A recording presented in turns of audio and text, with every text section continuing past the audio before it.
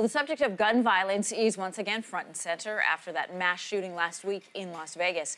But gun violence, as we know, is not just an American problem. It is also a growing issue here at home. So here to help shine a light on Canada's own issue with guns is Angela Wright. She's a writer and associate with the Zero Gun Violence Movement, and she's in our studio this morning. Nice to have you here. Thank you for having me. All right, I want to, first of all, put up the numbers on gun crime, because there is a misconception that, this is an American problem, not a Canadian problem, and we see numbers like the gun crime rates in Canada. So you look at gun homicides, and this is between the period of 2009-2013, you've got more than 56,000 to less than 1,000 here in Canada. However, when you put our country up against some of the EU countries, we are the fourth highest in gun homicide rate. What is the current state of gun violence in our country? So what we're seeing is over the past 3 years, there's been a spike in gun violence, particularly in a handful of Canadian cities. So the cities that I looked at, we're looking at Surrey, Calgary, Edmonton, Regina, Toronto, Ottawa, and Halifax. And these are cities that have seen a spike, so there's three types of gun crime. When we talk about gun violence, we're talking about the use of guns in crime, so whether it be robbery, assault, and that sort of thing. Then there's shootings and homicides. So in Regina, for example, there was a 163% increase in the number of victims that were involved in gun violence between 2015 in 1 year. In 1 year. So when you take a look at numbers like that, you automatically go to the why. And what is the why? And so this is part of the issue that we're grappling with, is that because there isn't a lot of data around gun crime. The last reports that the government came out with were in 2007 and 2010, and so part of the issue is the illegal gun supply. So some are coming from the U.S. and there's also seems to be domestic. So whether it's guns that were purchased legally that then were sold on the black market. And so that's one issue. And then the other issue is then root causes. So when we talk about root causes, we're talking about often people who live in very marginalized communities, who have few resources, who don't have access to good quality education. And then the other issue is we're talking about like young offenders. And so one of the problems with young offenders, but then also just ex-offenders, is that when it comes to when they come out of prison, they have a lot of difficulty reintegrating into society. They're not receiving community support, and also there's criminal record checks. And so that diminishes the number of job opportunities that they have. And so oftentimes what ends up happening is that they end up returning to crime because their options are very limited.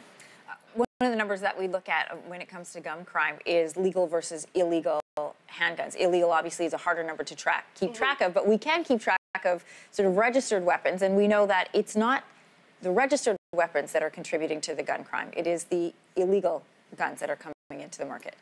Right, and so that's part of the issue, and that's where the U.S. comes into play. And so what it's really important is for organizations like the Canadian Border Services Agency to really screen when vehicles from the U.S. or travelers from the U.S. are coming into Canada, to make sure that they're not bringing in guns that are then going to be sold. And then another issue that's also happening is that guns that are originally purchased legally are then making their way into the black market, and then what's happening is that serial numbers are being filed off, and so therefore it becomes a lot harder to track those weapons and track who originally purchased them. This is a problem that you mentioned. A handful of cities are seeing dramatic increases, like Regina, for example. But this is something that's managed at a local level. This is not a provincial or federally sort of mandated legislation. This is something that's happening on a local level. Where do the communities go for their support? Right, and so that's really the biggest issue, is that because cities don't often have the resources, whether they be financial or whether they be the legal mandate to care for these issues in a broad way.